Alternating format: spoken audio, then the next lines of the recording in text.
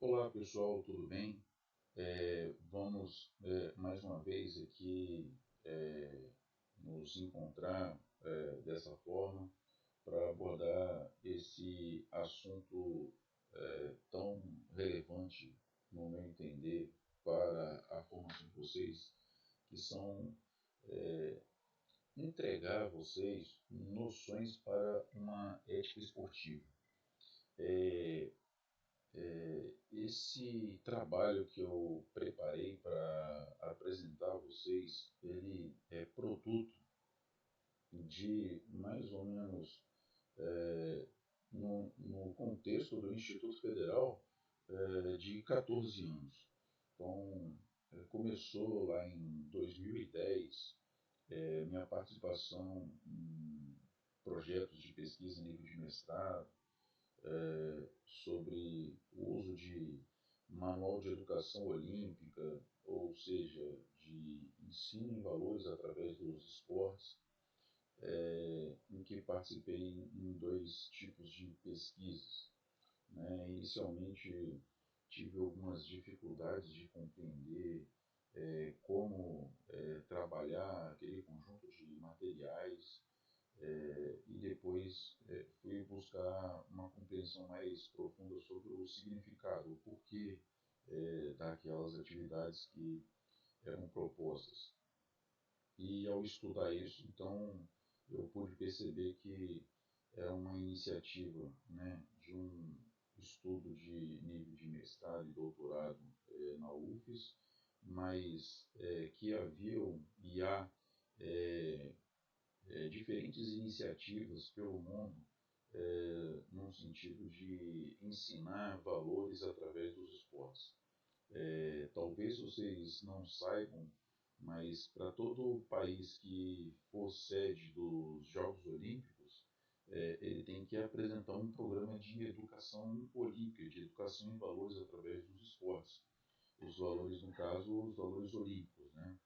Que é excelência, amizade e fair play, ou respeito. No caso do Rio 2016, foi o projeto Transforma. Se vocês quiserem, vocês podem entrar na internet e fazer uma busca. Depois de compreender um pouco mais sobre esse assunto, voltei a desenvolver as atividades com o uso de material didático para o ensino da educação olímpica, no caso, ou educação em valores através dos esportes, na educação física, e eu tenho observado algumas limitações na aplicação dessas atividades. Muitas vezes a gente coloca para fazer fora do horário de aula e o objetivo principal é a significância, o quanto que isso pode trazer como significado de aprendizado em valores através dos esportes, provocar reflexão, discussão, debate, se colocar no lugar do outro, entre outras coisas. E eu tenho percebido que essas atividades, muitas vezes, quando colocada dessa forma, por conta da rotina de trabalho de vocês, do dia a dia, da forma que são as condições de ensino e aprendizado de vocês no IFES, muitas vezes vocês acabam dividindo essas tarefas e não alcançando o objetivo principal da atividade, que é a discussão, o debate e a reflexão sobre esse tema que a gente que a gente pretende abordar, que é a ética esportiva, né? O trabalho que eu vou mostrar para vocês hoje é a última síntese, a última análise de uma possibilidade de levá-los a refletir sobre princípios éticos, a moralidade dentro do esporte, mas não com um conjunto de atividades meramente para vocês fazerem de maneira unilateral, separada e isolada, e que não vinha fazer uma reflexão um pouco mais profunda ou responsável sobre essa temática. Então, a proposta que eu estou vindo a trazer não são atividades, mas eu quero apresentar para vocês princípios que acredito que, uma vez que vocês entenderem os princípios, o que significa, o que orienta a ética esportiva, eu imagino que vocês terão noções, como está colocado aí, bases, elementos para fazer uma reflexão sobre o comportamento moral, seja dos atletas, seja de pessoas que estejam relacionadas diretamente com a atividade esportiva ou de maneira indireta, como vocês vão ver algumas possibilidades.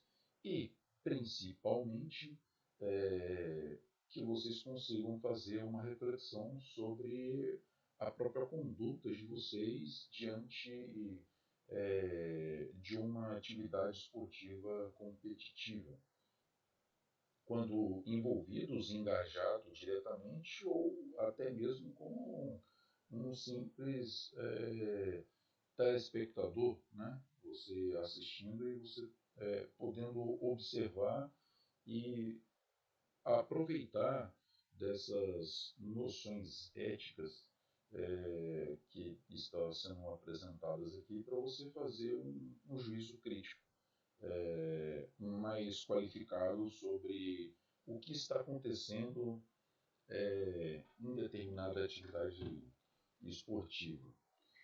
Então, deixo aqui, é importante, o meu currículo Lattes, ou seja, um conjunto de a minha trajetória profissional e acadêmica que eu tenho construído até o momento. E aqui é o e-mail que eu estou disponibilizando para vocês enviarem as propostas de atividades para a gente fazer a avaliação posteriormente. Isso eu posso explicar melhor em sala de aula. Então, o primeiro tópico que eu queria chamar a atenção é da gente fazer um pequeno resgate sobre o que já foi trabalhado com vocês no período passado. Então, inicialmente a gente vai fazer um pequeno resgate sobre a história dos esportes.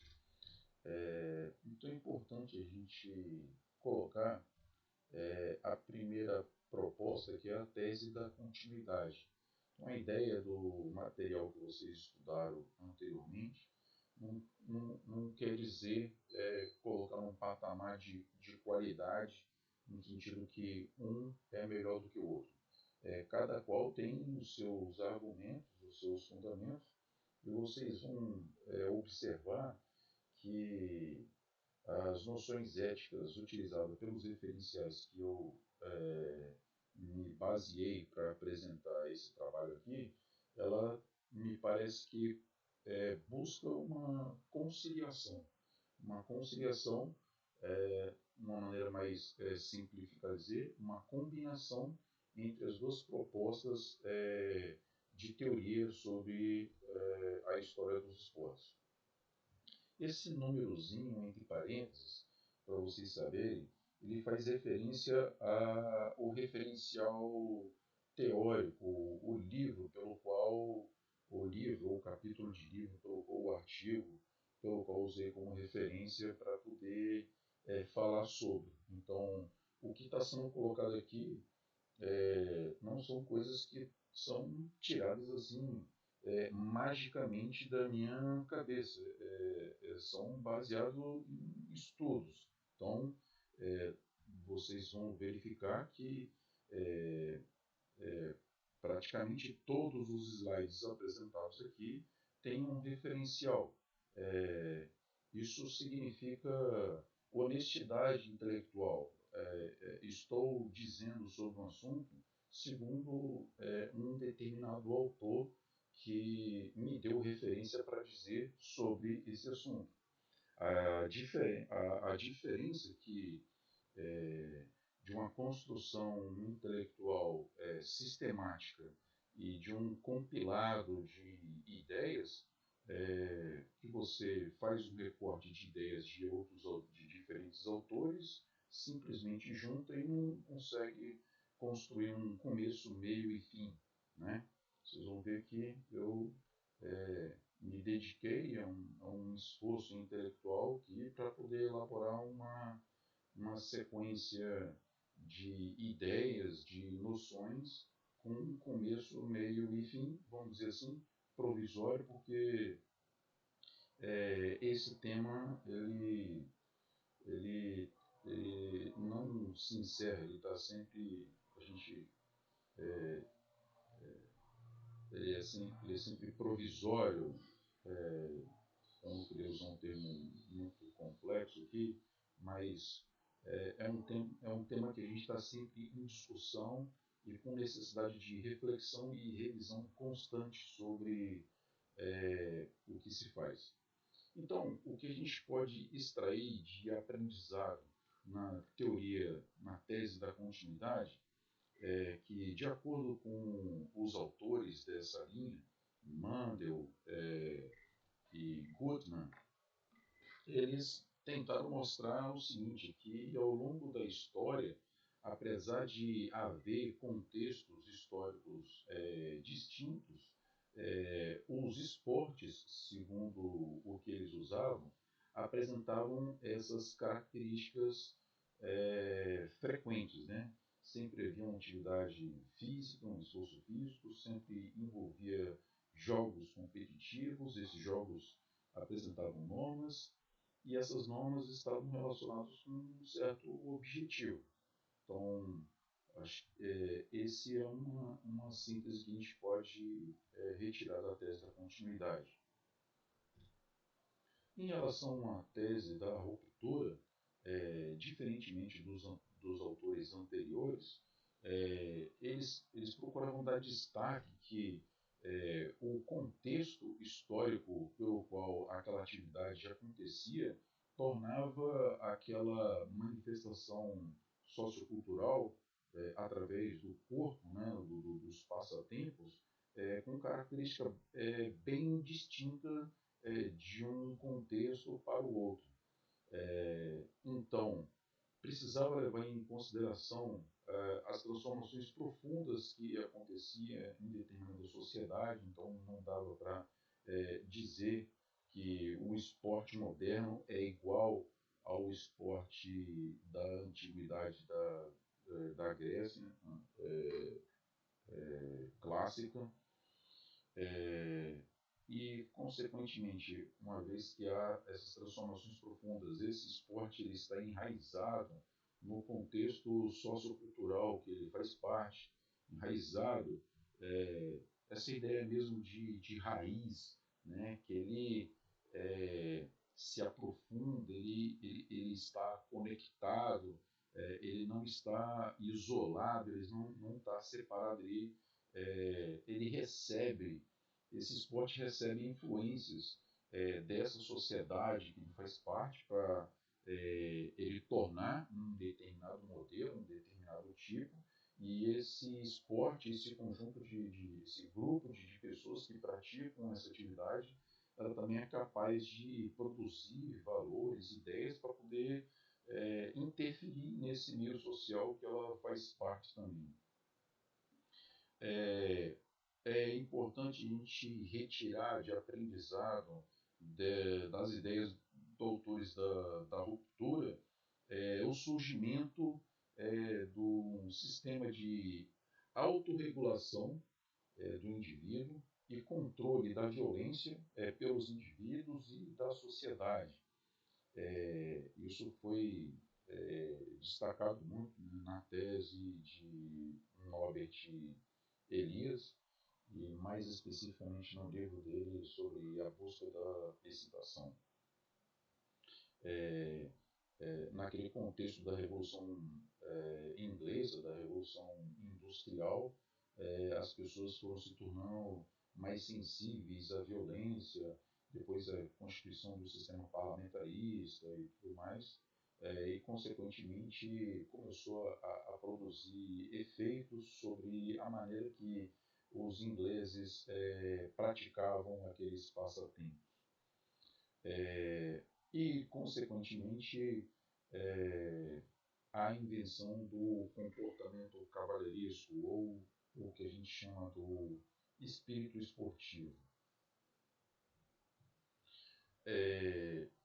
Então, lembrando um pouco do que a gente aprendeu na história do esporte, há um capítulo, né, que conta sobre o surgimento, a origem do esporte na escola rugby, em que o Thomas Arnold era diretor e tirava aquelas atividades, aqueles passatempos que eram violentos, eram proibidos, marginalizados, e colocou trouxe para dentro dessa escola rugby e começou a normatizar essa atividade, colocar normas, colocar regras, regras de conduta, regras para o jogo, e que essa ideia do comportamento cavalheirismo, e que surgiu daí a ideia do espírito esportivo. Isso lá em torno de 1750 até 1800 e um pouco. E aí, interessante notar que agora a gente vai começar a combinar, conciliar entre o que vocês estudaram sobre a história do esporte, né, tratado num tópico anterior, e agora o processo de internacionalização do esporte. A gente falou anteriormente também sobre esse processo de internacionalização através do tema globalização. Mas é importante a gente trazer aqui o nome de uma personalidade muito importante, que foi o precursor dos Jogos Olímpicos da era moderna. Então, é importante falar do Pierre de Coubertin, nascido em 1863 e falecido em 1937. Ele era francês, historiador, escritor, esportista, jornalista, pedagogo e neoclássico. Neoclássico é uma escola literária, né, daqueles pensadores daquele momento, em que eles, além daquele movimento classicista ou neoclassicista, de modo semelhante, ele tenta resgatar as ideias e a cultura greco-romana da antiguidade clássica para a era moderna. Só que no âmbito esportivo, o Pierre de Coubertin ele teve aula com o Thomas Arnold. Olha que coincidência, na Inglaterra. Então ele foi lá para a Inglaterra aprender com o Thomas Arnold alguns aspectos do esporte, e ele, como um pedagogo, mas um pedagogo dos esportes, aprendeu essa ideia do comportamento cavalheiresco. Ele começou a observar os eventos esportivos que aconteciam na Inglaterra, que chamava a atenção de um público considerável para observar aquele evento. Em outros locais da Inglaterra, e daí ele teve a ideia de que seria possível usar o esporte como um meio de educação. Assim surgiram os Jogos Olímpicos. Os Jogos Olímpicos foi uma ideia pioneira do Pierre de Coubertin, com a criação do Comitê Olímpico Internacional, juntou um grupo de pessoas interessadas com essa ideia de uma educação através do esporte, da promoção do esporte como um evento na era moderna, num contexto moderno que se vivia, dessa potência que o esporte tem de chamar a atenção seus aspectos competitivos, o interesse pelo o prazer que isso provoca, o sentimento de bem-estar e prazer que isso é capaz de emular nos esportes competitivos. Daí criou-se um movimento olímpico internacional, que é constituído por um conjunto de membros que fazem parte dos Jogos Olímpicos. Então, o movimento olímpico, o Comitê Olímpico faz parte do movimento olímpico, os atletas olímpicos, os comitês olímpicos nacionais, os atletas, todos esses membros e órgãos fazem parte do movimento olímpico internacional. Já o olimpismo ele tem mais a ver com uma filosofia. Qual é a filosofia? Quais são os valores? Quais são os princípios que orientam esse movimento olímpico internacional? Então, criou-se essa ideia de que era preciso constituir um comitê olímpico, um movimento olímpico, uma filosofia para esses jogos, para esses eventos esportivos, com uma ideia de uma educação através do esporte, e daí começou-se a inventar algumas tradições.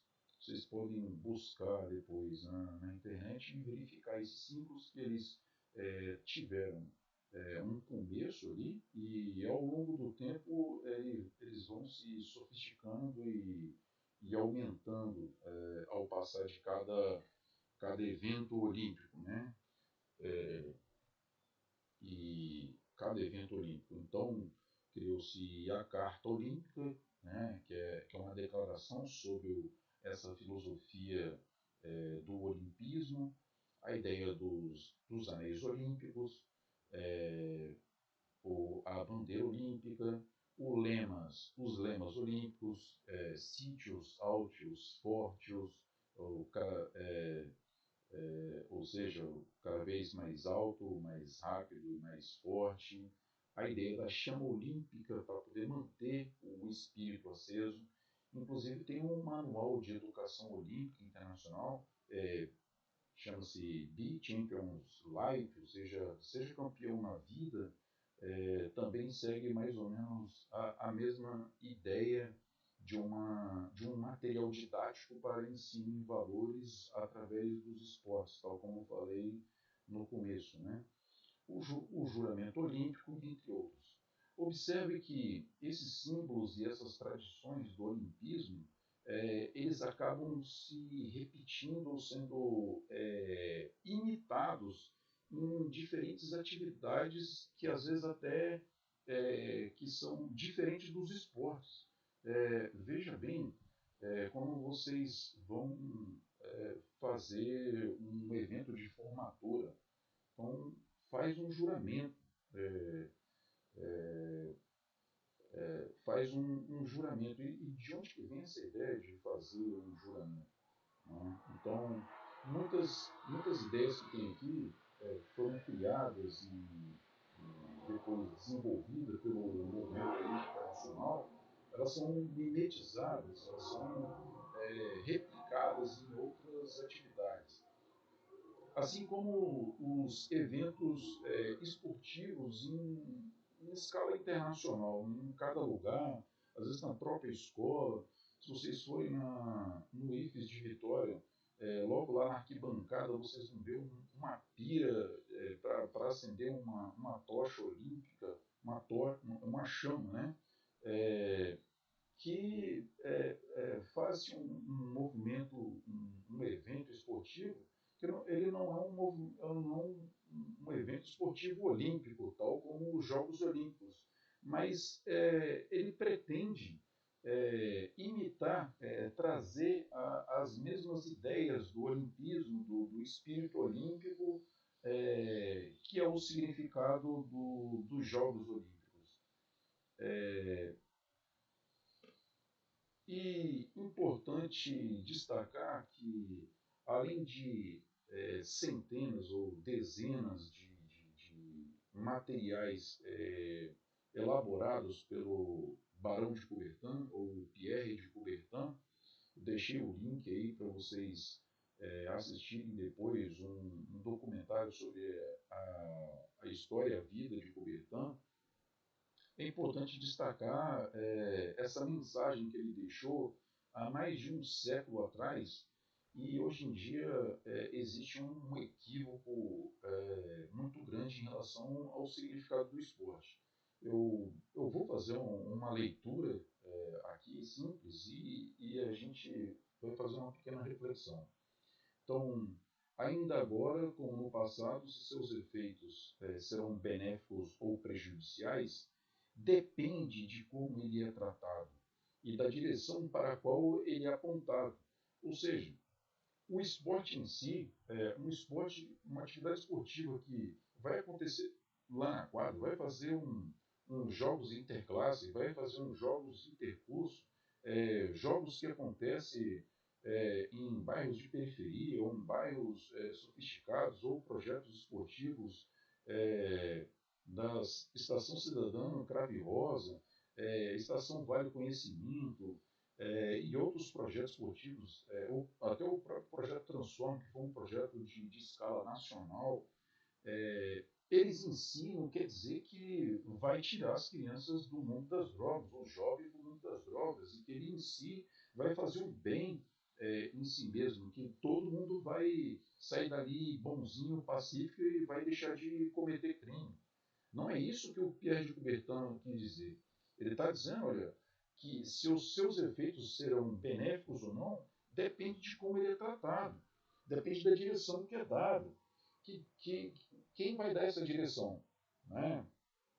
É o professor, a administração, é quem está administrando essa organização, o projeto esportivo que está por trás disso, o projeto educativo do professor.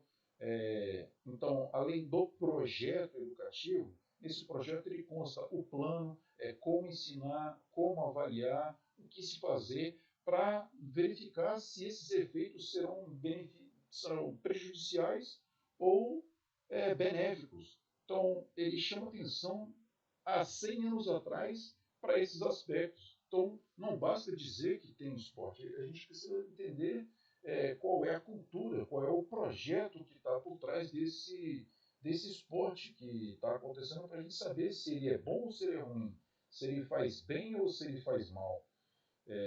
E aí continua.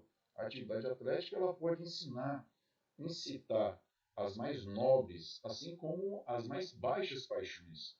Então, o fato de ser um grupo de alunos ir lá acompanhar os jogos estudantis, então todo mundo ali vai virar santo. Não. Aquela atividade ele pode incitar a violência, pode incitar a agressão, um insulto, é, tal como ele acaba de dizer, as mais baixas paixões, as coisas mais,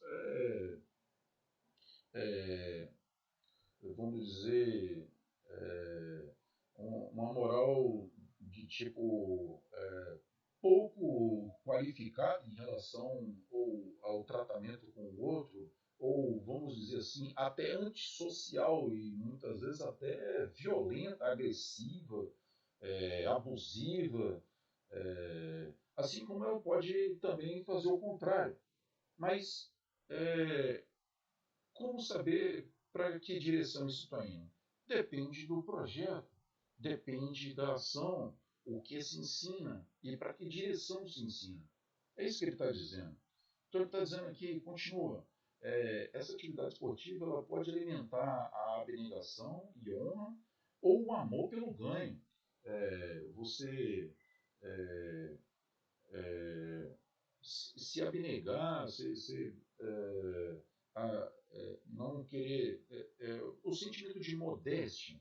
Então, você não querer se tornar só ganhar uma competição uma pela outra e querer se tornar celebridade e vaidade e outras coisas mais.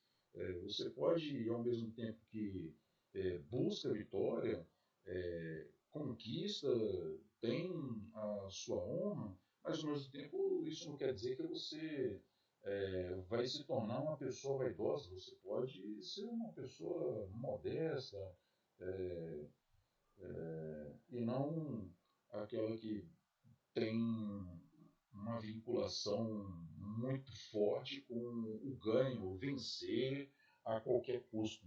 Não interessa os meios que você vai utilizar, mas ganhar de qualquer maneira.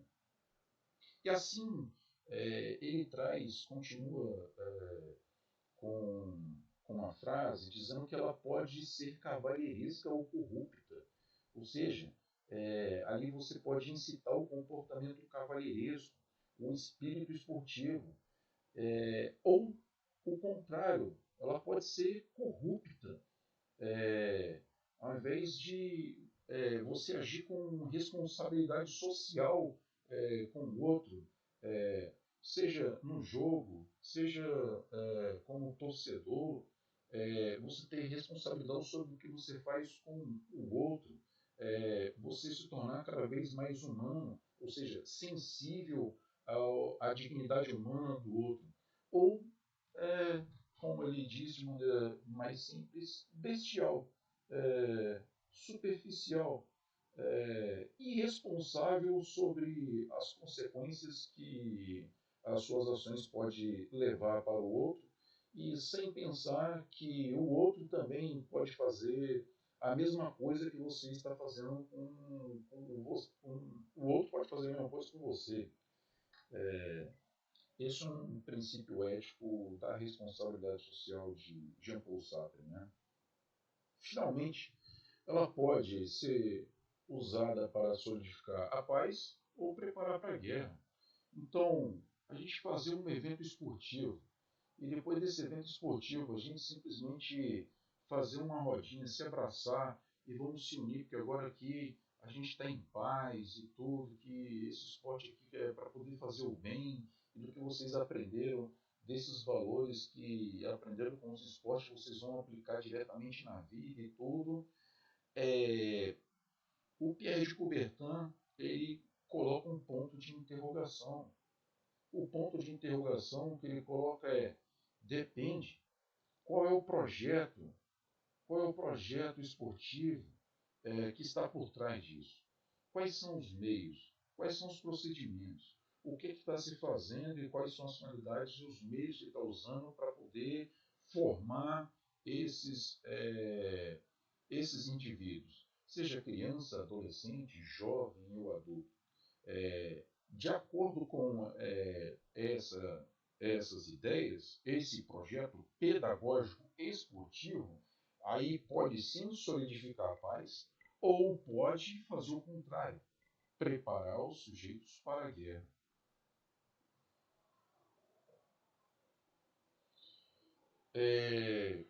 Então, como um princípio para a gente trazer dessas noções, dessa estrutura de uma ética esportiva, segundo esse autor 9 que eu coloquei, que é o Stimberg e Tanguy, ele apresenta o esporte como, chama-se, do duplo caráter do esporte.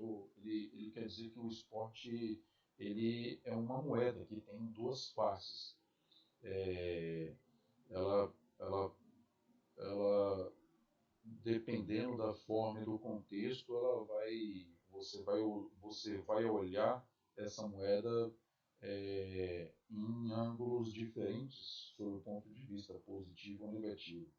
É mais importante destacar que para fazer, edificar noções de uma ética esportiva, é preciso definir inicialmente o que é esporte. Sem a gente definir exatamente ou razoavelmente o que é esporte, a gente não consegue fazer uma análise sobre a ética esportiva, porque ela não vai se diferenciar de uma ética de outros campos, outras atividades sociais. Então, o autor ele se dedicou inicialmente em diferenciar o esporte de outras atividades humanas. É por isso que ele já começa definindo sobre o caráter autônomo do esporte, o que o esporte é, que outras atividades não são. Então, essa definição que o autor procura fazer, a gente chama-se isso de um recorte arbitrário, é uma escolha, uma definição dele. Existe um consenso na área da educação física dos esportes que não há um consenso claro sobre o que é esporte ou o que é educação física. Então, nesse sentido, para a gente para trabalhar com uma ideia de ética do esporte, ele simplesmente teve que fazer um recorte. Assim, ó, esporte é isso. Naquele tempo que elaborou, há uns 20 anos atrás, mas essa tese ainda é, é muito aceita na Europa e em muitos países do mundo ainda vigora, apesar de algumas transformações e algumas mudanças que vêm ocorrendo nesses últimos tempos. Vamos usar esse referencial porque, em se tratando de esportes competitivos, esse recorte que esse autor fez uma das referências que retrata muitas atividades esportivas que a gente vai observar no nosso dia a dia. Então, uma das características que ele diz que o esporte para diferenciar de outras atividades, que o esporte é um jogo, que o esporte ele é uma atividade física. Então, qualquer coisa que não envolver jogo, jogo no sentido lúdico, da ludicidade, do brincar, e que não envolve uma atividade física, então daí ele já está fazendo um recorte dizendo que isso não é esporte. Então, daí ele acaba retirando xadrez, ludo real, brincadeira de cartas, outras brincadeiras de mesa. Ele pode dizer que isso aí é um jogo, mas não é um esporte, porque não envolve esforço físico. Daí ele vai desenvolver para explicar um pouco mais sobre o que significaria jogo. Aqui a gente começa a observar que ele começa a aproveitar ideias e noções da tese da continuidade. Veja bem, ele diz de jogo, ele apresenta 4 elementos fundamentais. Esse jogo precisa apresentar um objetivo. Pensando com o futebol,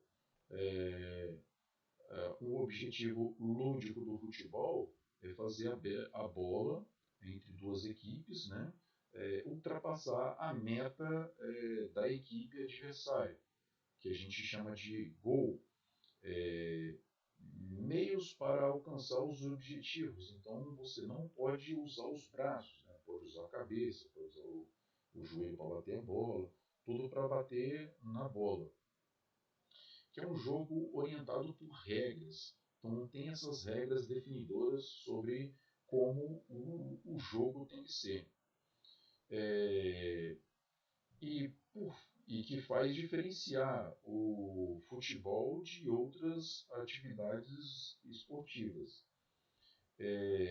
E uma outra característica definidora de jogo que ele apresenta é que existem regras não só que regula o jogo, mas regras de comportamento também.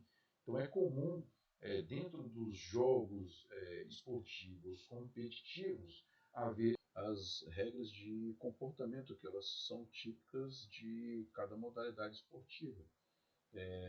Vamos dar um exemplo sobre o aspecto da comemoração, quando uma equipe marca um ponto, por exemplo, né? No caso do voleibol, é terminantemente proibido um jogador marcar um ponto e ele voltar para a equipe adversária e vibrar. Ele está passivo de sofrer penalidade, ele tem que comemorar junto com a equipe dele. jamais pode fazer isso.